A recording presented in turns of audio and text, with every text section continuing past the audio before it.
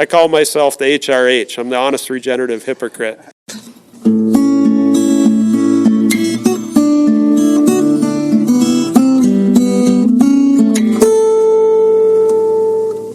Welcome to the 343rd installment of Ear to the Ground, the Land Stewardship Project's podcast on family farming, regenerative agriculture, community food systems, and local democracy.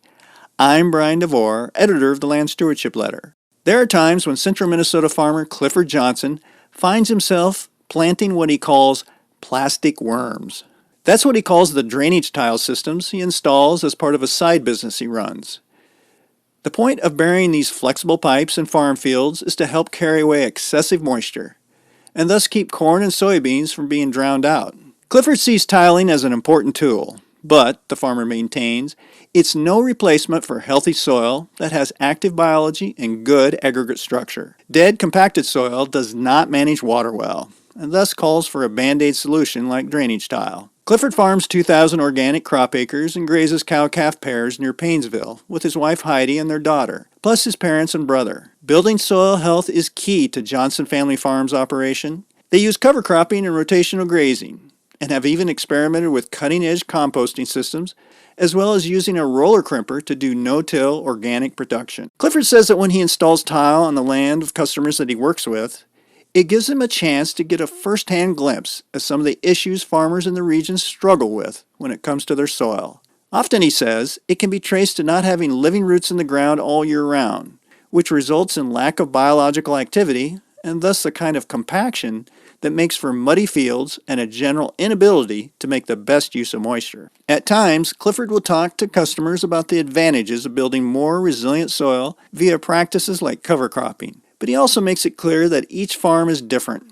and what works on one operation may not be a good fit for another. He made that point during a presentation at the Land Stewardship Project's Driftless Grazing School, which was recently held on the Jordan and Rochelle Meyer farm in southeastern Minnesota. The two-day school was led by other grazers in the region and featured hands-on tutorials in everything from fencing and watering systems to monitoring soil health biology, managing finances, and developing grazing plans.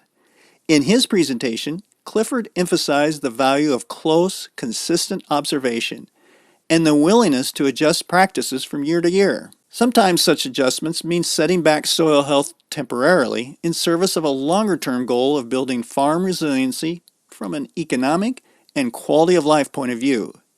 In fact, Clifford jokingly calls himself an honest regenerative hypocrite, or HRH, because of the fact that at times he's been forced to do tillage, thus disrupting the soil structure. But, as he explained in an interview we conducted at the conclusion of the first day of the school, it's all about context. So one of the things that you talked about was you also have a side business, a tiling business. And you said that it gives you an opportunity to get onto farms and see a lot of the issues that can come with year after year of monocrops and not having diversity out there and some of the compaction issues, and maybe even when they do put in tiling, they can still have issues. One of the things you talked about was it just really, people are really flummoxed by that, and you're like, well, you don't have soil life in there.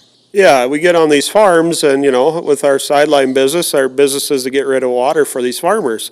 But you get questions like, well, what do I do about erosion on these hillsides? And what do I do about this? Even though I'm no-tilling, I'm still getting washing. And the thing is, they go to no-till, but there's not a living root in the system. There's nothing functioning feeding the soil biology. So it gives me an opportunity to, show them that we're addressing a symptom here, but it's not the problem. I'm not saying that you shouldn't put any tile in, but it's a tool, and it should be used as a tool, and you should try to fix, your other problems, water infiltration and stuff like that through, the cover crops and different management practices. And that can be a stumbling block for people that aren't used to it. They don't know if their equipment can handle it, and how do I do that, and how do I implement that, and that's just going to be more work, and I guess I see they need to realize they have a problem, and when they do, and they get the willingness to try to address it, they need to start working that way. And I like to try to guide people to that if I can. Well, one of the things you said is that you see tile as kind of a plastic earthworm.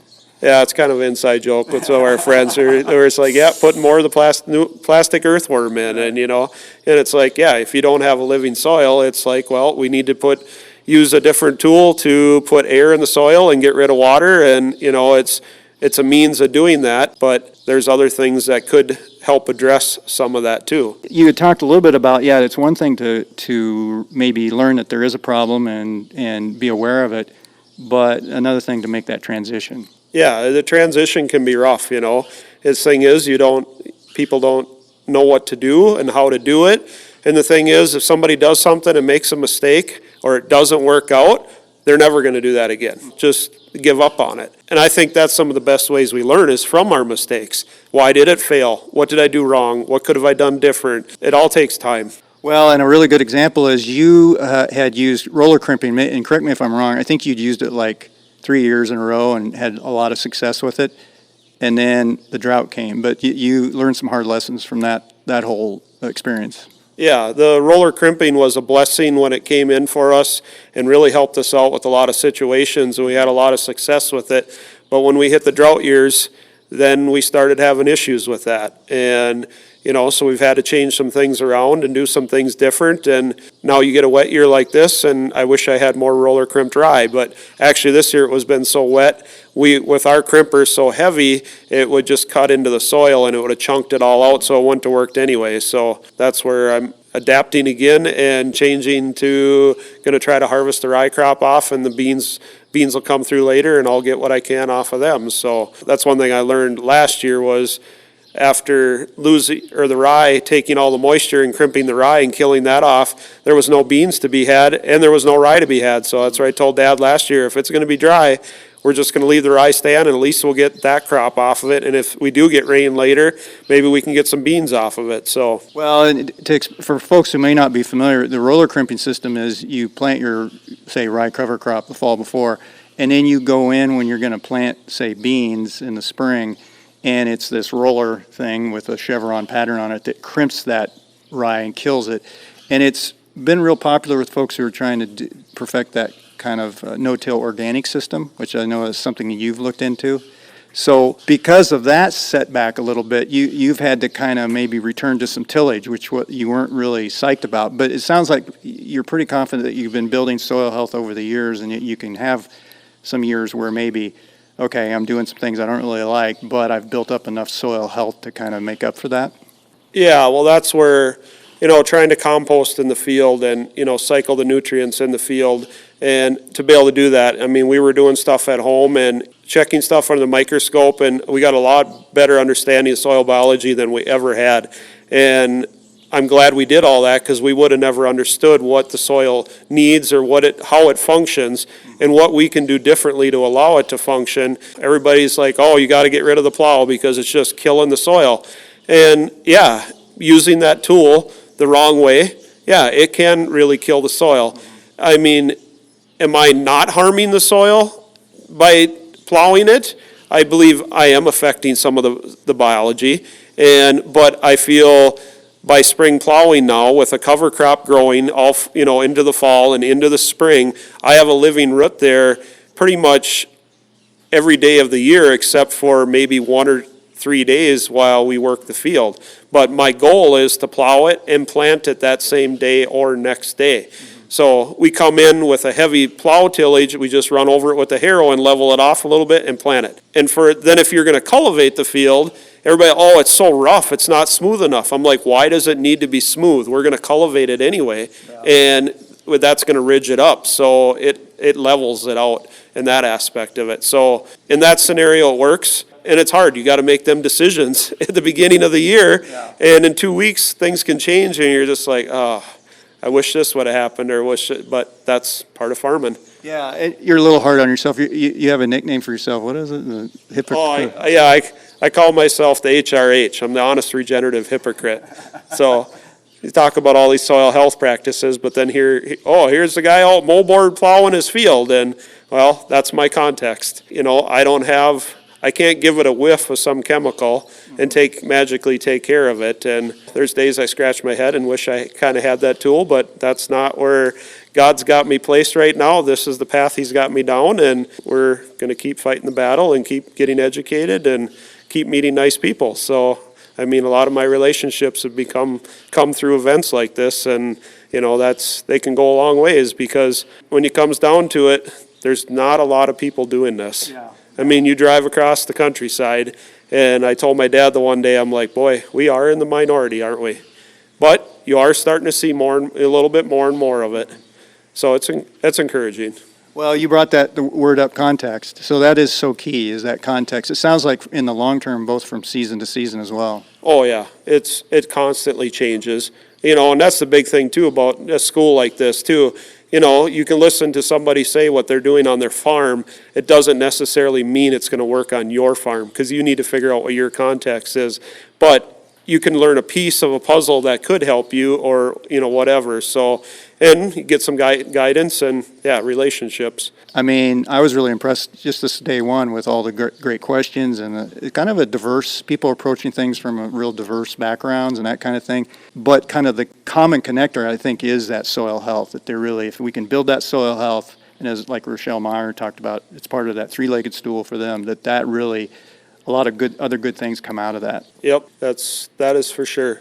We need to address all the aspects of our life, and we need to balance it out. And like I think Jordan said, we could have everything perfect, but our family life could be absolutely miserable. And is that where you want to be? I know context is so key from farmer to farm, so you can't have general guidelines. That's what has gotten maybe agriculture in general in trouble, is we have these cookie cutter things and say it's going to work on every farm the same way. But if you were going to give any suggestions to somebody who is looking at kind of heading down the regenerative path a little bit and basing things on building soil health, what would be a couple of key steps they should start out with?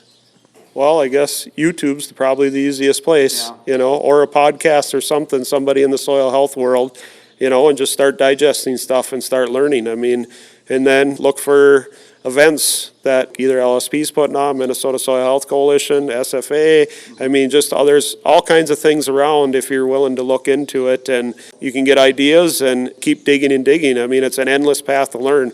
I mean, we don't understand it all. I mean, we're just people practicing what we're learning and doing, and we're learning every time we do something. So I guess you need to be willing to accept your failures too and learn from them. And yeah, you know, you can go to school and pay for a school education, or you can do it yourself and learn from your education on your own. Well, and that's a good point in that education, that failure education can be quite expensive, but if you can keep your inputs or your kind of infrastructure investment in major infrastructure down and not go whole hog into something that's going to be really costly, then at least you can bounce back from that and learn from it and not have it be a deal breaker for the bank. Yep, you definitely need to assess your risk tolerance, and you need to figure out where it needs to be. And our risk tolerance is a little high sometimes, but, you know, to me, a couple acres don't cut it. You know, it's like, I want to see it on a farm. I want to see it happen. And yeah, it can make you a outlier in your community, but at least you're trying. And every year is different, you know, and so you're like, oh, I should have done this. So then you're all set up for next year, and then it's like, oh, but this is different yet again. And observation is so key. That's the one thing I learned from today, is just observation on every level. Right. I mean, that's the biggest thing. I mean, everybody wants a book to follow or this, and that's just not the way I operate, you know, a measurement of this. I mean, yeah, obviously, if you're grazing cattle and you're going to have X amount of cattle out there, you need to know their forage consumption, and you need to know that you're going to have enough. But for me to measure a paddock with an instrument and calculate that out, the whole pasture isn't the same, you know. So, I mean, you take your best educated guess, and you observe the animals, and if you see you're short, you give them more sooner, or you give them more for the next day, and then you see where you go from there, and then it's like, oh, that's okay. But then all of a sudden it's like, oh, we're coming up to a hill, and it's thinner. Well, maybe we should go another post or two further just to give them a little extra. So, yeah, it's constantly observing. You're planning for what you're going to do for your next move, but you're observing what your move you just did, and you're observing what the move you did before, and you're constantly adjusting, and then you got weather comes in. If you're going to have a big rain event and you don't want them to pug a spot up too bad, you're going to have to be ready, and you might have to go move them an extra time or two, so, it's just all things you need to do. But if you want the weekend off, give them a big paddock and take the weekend off. That's not going to destroy the farm. We all need to breathe sometime too. Well, that brings it back to context. Yep. If that's an important quality of life piece, and it's just as important as maybe doing a really tight rotation or Yep. or observing certain things. But if the farmer isn't sustainable, the farm isn't sustainable. Right. And the thing is, we aren't supposed to do things the same all the time anyway. We're supposed to change up the way we graze, how, when we graze, where we start, how long we graze them, how many pounds, per acre we put on. All that's supposed to change from year to year constantly, and, there's no set standard that this is how you do it.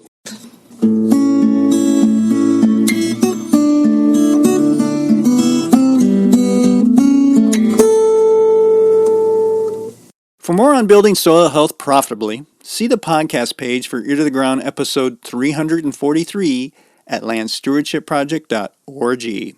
If you have comments or suggestions about this podcast, contact Brian DeVore at bdevore@landstewardshipproject.org, or you can call 612-816-9342. By the way, it helps us greatly if you can give Ear to the Ground a rating on whatever podcast platform you utilize. And word of mouth is the best way to spread the news about our podcast. If you like what you hear, tell at least one person about LSP's Ear to the Ground.